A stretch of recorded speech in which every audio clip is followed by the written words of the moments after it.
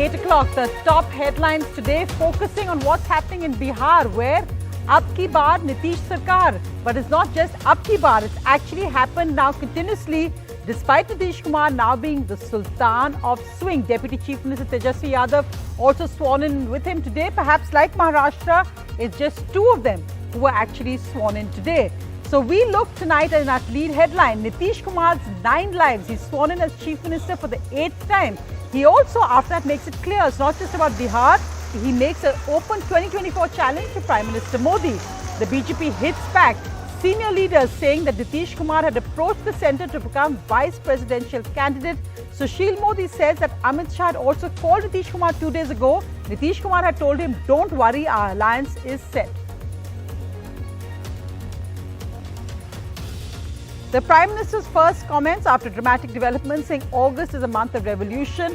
But some people, in a reference to the Gandhis, tried to spoil it wearing black clothes. Despite their black magic, people won't trust them. But the Congress responds with this picture. Airfare caps imposed in COVID are now removed. Airlines are free to price tickets according to demand. In lean travel season and new airlines, will there now be price wars? Delhi's rapid COVID rise is a new variant to blame. A new highly infectious subvariant of Omicron is prevalent, say doctors. The subvariant BA.2.75 is beating even vaccine immunity.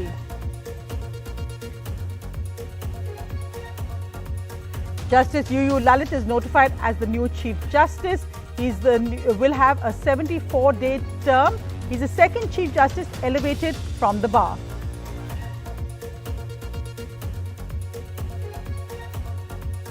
The Supreme Court gives relief to Nupur Sharma. The top court says we've taken note of the threat to her life and liberty.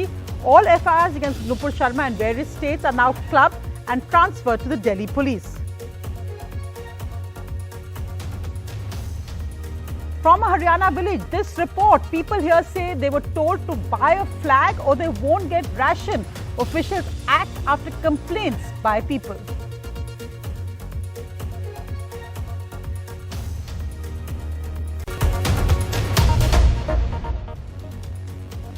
Our lead story tonight, well, the ultimate political survivor, Bihar Chief Minister Nitish Kumar, back as Bihar Chief Minister, sworn in for the 8th time today, this time with Deputy Chief Minister Tejashwi Yadav. Today, perhaps like Maharashtra, a similar model of just two people sworn in today, the Chief Minister and the Deputy Chief Minister.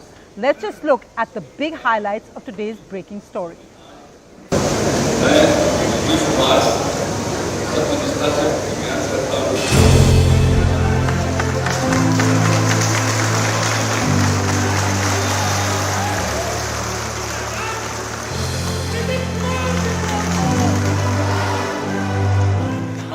चीज के उम्मीदवार का हम कोई दावेदारी नहीं। 14 में जो आए 24 तक के आगे रह पाएंगे कि नहीं रह पाएंगे वो अपना समझ।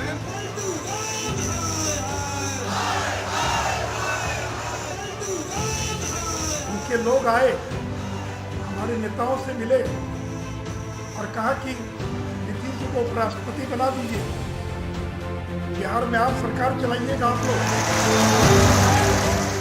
अटल जी का और उस समय के सब लोगों का जो प्रेम था, उस चीज को हम कभी भूल सकते कितना अच्छा था। ये लड़े अकेले, इनका जनाधार नहीं, अकेले लड़ेंगे तो इनको 5 या 6 सीट से ज्यादा नहीं आएगा। ये मेरा challenge.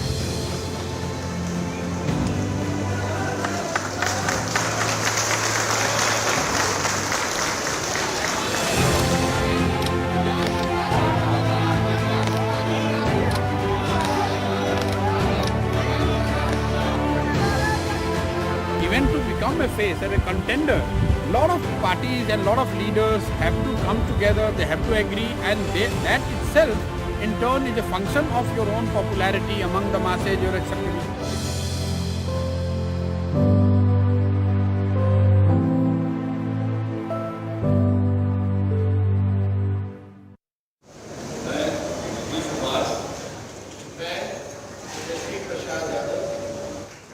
A hug and a smile to seal Bihar's dramatic power shift.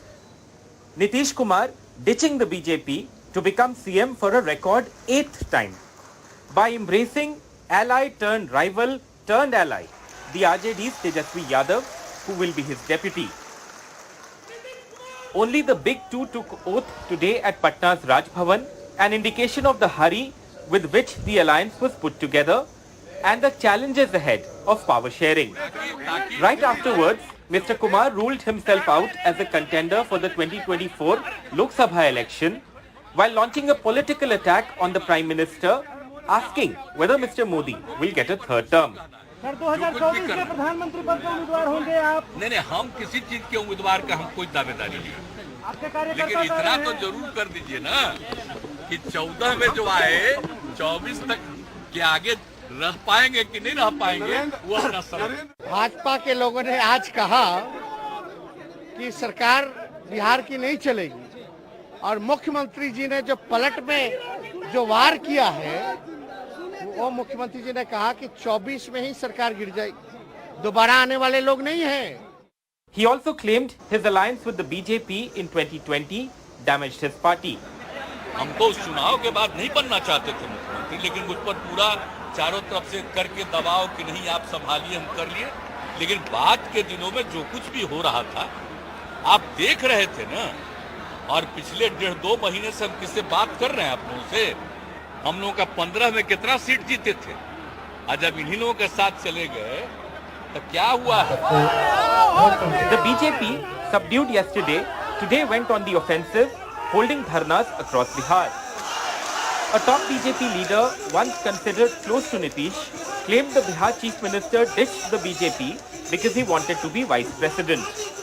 They approached our ministers, senior ministers in Bihar, and they asked that if it is possible, please make some effort so that Nitish Kumar could become Vice President of India. And only 2 days back, Sri Amit Shah made a telephone call to Nitish Kumar. तो CM ने कहा कि नेरे भी कुछ नहीं, सब ठीक ठाक है, चिंता मत करो। In 2015, the Nitish-Tejashwi alliance collapsed in 2 years. Will it be different is the big question. A large number of supporters of both the Janata Dal United and the Rashtriya Janata Dal turned up today for Nitish Kumar and Tejashwi Yadav's oath-taking ceremony. Most of them expressed the confidence that their coalition this time will be more permanent and will also get political advantage in the next few years. Now, whether that happens or not, whether this alliance stands the test of time or not, remains to be seen. With Manish Kumar and Habib Ali, this is Alok Pandey, NDTV. So one interesting aspect of the emergence of Nitish Kumar in his 2024 challenge is that so far, Mamata Banerjee and Arvind Kejriwal haven't congratulated him yet, though Sharad Pawar and MK Stalin have. So let's see how that plays out politically. But also, importantly, there's now the situation of the 5 Rajya Sabha MPs of the Janata Dal United, which Nitish Kumar loses. And Akhilesh has more on that breakup, also because Harivansh, who's of course the Rajya Sabha chair, is also from the JDU, was sent by Nitish Kumar. It was an agreement we saw there with when he was brought in with the Prime Minister and Nitish Kumar. So what happens now in the Rajya Sabha, Akhilesh?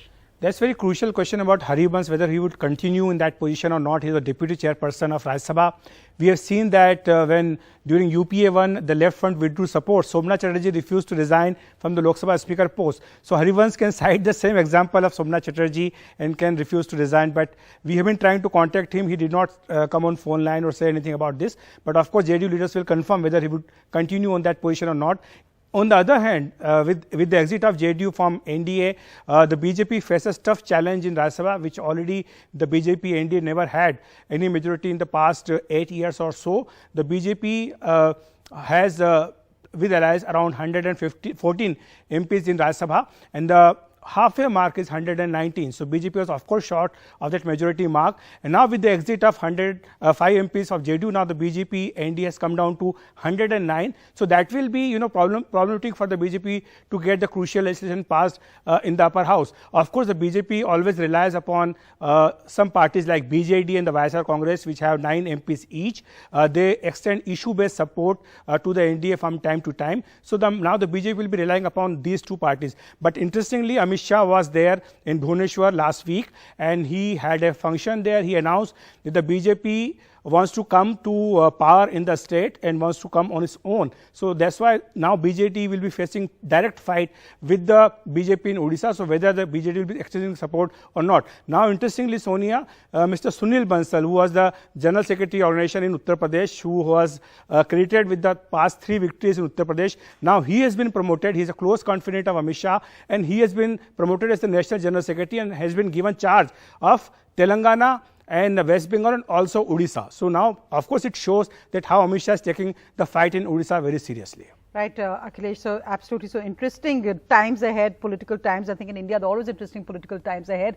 But let's just look at what an ex-political strategist, he's now a politician, Prashant Kishor, and of course, he was Vice President of Nitish Kumar's Janata Dal United and was then sacked. What he's got to say about the new government in Bihar, he spoke to Alok Pandey. ये जो governance की बात है sir, I think ये दूसरी बार experiment हो रहा है. 2015 से 17 भी हुआ नहीं. 2015 और 17 जो 2015 का जो महागठबंधन था और आज का जो महागठबंधन है, इससे जमीन आसमान का फर्क है. 2015 जनता से चुनकर आया हुआ महागठबंधन था और ये जनता से चुने जाने के बाद के आफ्टर थॉट के बाद का एक पॉलिटिकल अरेंजमेंट है. दोनों में जमीन आसमान का फर्क है. बिल्कुल. इन 2010 उनके पास 117 विधायक थे. 2015 में जिसमें फिर वो महागठबंधन में जीत कर आए, उनके पास 72 विधायक थे. 2020 जिसमें फिर वो जीत कर आए, उनके पास 43 विधायक हैं. तो ये जर्नी जो है ये आपको क्लियर दिखा रही है. जो लोग टीवी पे बैठ के ये एनालाइज कर रहे हैं और इस तरह की कमेंट्री करते हैं, असेसमेंट करते हैं कि इस इमेजरी सच टेफलन कोटेड कि कुछ भी कर ले उसका कोई इलेक्ट्रल इम्पैक्ट नहीं होगा, ऐसी बात नहीं है. कम से कम आंकड़े वो नहीं बताते हैं. ये अलग बात है कि वो नंबर कम होने के बावजूद जो फॉर्मेशंस हैं, he is able to make a formation where he is the leader. And Prime Minister Narendra Modi today spoke at a function. It was a launch of an ethanol plant, but he also made political comments saying August is a month of revolution, but it's being spoiled by those who believe in black magic, in a reference to the protest by the Gandhis last week on price rise where they were all wearing black. अभी हमने 5 अगस्त को देखा है कि कैसे काले जादू को फैलाने का भरपूर प्रयास किया गया.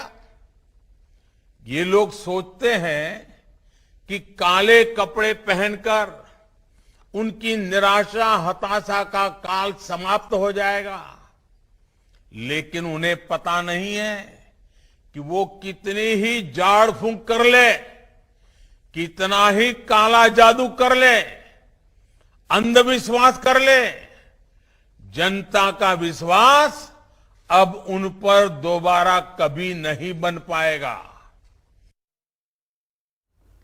The Congress responded to Jairam Ramesh with this tweet of the Prime Minister wearing black as well. So clearly that's going to be the point of conflict there. But let's just look at the other big headline tonight. And Vishnu Shom's got the latest on that, Vishnu. Now this happened during COVID, that the centre actually put an airfare cap, and now the airfare price bans have actually been removed. What's the implication for passengers? The implication is great, Sonia. The flights are going to get much cheaper. Remember, airfares in our country over the last couple of weeks have really shot up in the domestic and the international sector. This essentially concerns the domestic sector. When COVID took place, the government had a price ban which was actually put in place, and that price ban was to essentially protect all of the domestic airlines because aviation in our country was very heavily stressed. So with that price ban, you couldn't actually charge a ticket less than a certain amount, and the number of destinations you could fly to were also restricted. That restriction on destinations went a couple of months back, and now this is a sign of a free market system. A free market system where the government has said, look, there are no price bans. This is likely to mean, in fact it certainly will mean, that there will be a battle between airlines to lower their prices. That's great news for consumers. Yes, an airline can also say, no, I want to increase my prices. But given the fact that it's quite likely that airlines, one airline or two airlines would bring down prices, all would likely follow suit. Now, the Civil Aviation Minister Jyotiraditya Scindia has also spoken about this. He says this is the right time. Domestic aviation is going to grow, and they've taken a calculated decision, one that encourages that process of growth. Right, Vishnu, thanks so much for that update. Well, something that is rising and extremely rapidly is the COVID cases in Delhi. In fact, Delhi is currently leading the the COVID surge in India. So if you just look at those numbers, you can see that rapid rise in Delhi coming up much higher than the current rise in other states in India. What's driving it, say Delhi doctors, is a new sub-variant of Omicron. This is called BA 2.75, and what's different from Omicron is that it's not as mild as earlier. In fact, the symptoms here are high fever and excruciating body ache and fatigue. So you're seeing more people being admitted in hospitals, not of the general population, but those with comorbidities and senior citizens. So you need to be extremely careful, and doctors warning that this new sub-variant is even evading vaccine immunity.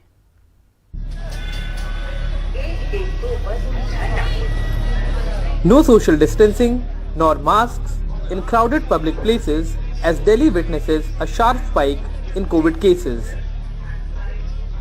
There are on average almost 2200 daily cases, almost twice compared to a week ago, and almost 9000 active cases, the highest in 6 months. Health experts blame a new subvariant of Omicron known as BA 2.75. It's highly transmissible and can escape immunity provided by previous infections and vaccinations. The number of hospitalization has gone up because of COVID, and this surge is because of multiple reasons. But this week we had analyzed the sample for gene sequencing, and we got the result that more than half, that majority of these have BA 2.75 subvariant of Omicron. While the hospitalization along with cases is going up, severity remains low according to experts. Definitely severity is less, people are recovering fast, and most of these people recover, those who are admitted within 5 to 7 days. Covid तो बढ़ रहा है, उस पे नजर भी रखे हुए हैं. अगर कोई भी कदम उठाने की जरूरत पड़ेगी हम उठाएंगे, लेकिन मामले बहुत ही माइल्ड हैं. मामूली सा बुखार है, तो किसी को भी घबराने की जरूरत नहीं. Despite the steady rise in the number of COVID-19 cases in the national capital, the government is not planning to bring any restrictions yet. However, in the absence of COVID-appropriate behavior, if the situation worsens, then there can be a rethink on that. With camera person David Thomas, I'm Akshay Dongre for NDTV. Well, a notification has now been officially issued that Justice U.U. Lalit will be the next Chief Justice of India. The President has appointed Justice Lalit as the next Chief Justice of India with effect from the 27th of August. He is the second Chief Justice who has been elevated from the bar. He was appointed on the recommendation of the outgoing Chief Justice, Justice Ramana, as is tradition. He will step down from office on the 26th of August.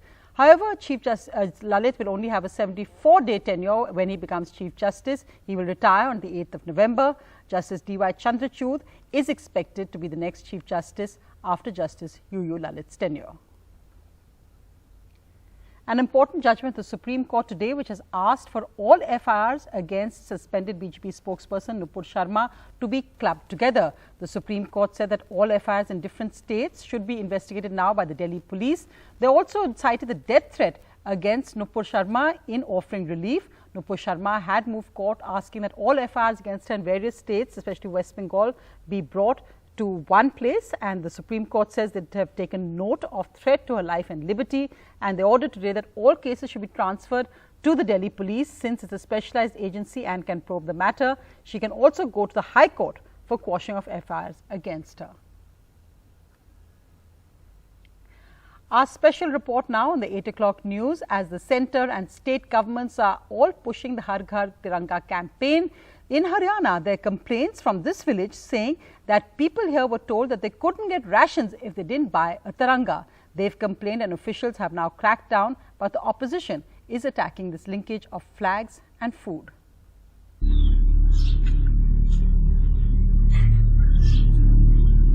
Flag over food. That's the message that people in this neighborhood of Haryana's Kaithal district got from their local ration shop. Several below poverty line families like Santro, a widow in Hemda village, say they were forced to buy the tricolour only after which they got their government ration, which is legally theirs. Ration लेने गई थी जी, ration तो दे देता हूँ ना, नहीं बोले भाई उसका झंडा लिया मिलेगा, मैं पीछे नहीं जी मेरे पास, निकला फिर राशन पहला पैसे लिया फिर मिलेगा राशन, आधार कार्ड दरवा रहे थे मैं राशन कार्ड, फिर मैंने दूसरी से लिया 20 रुपये फिर दिया जी ने.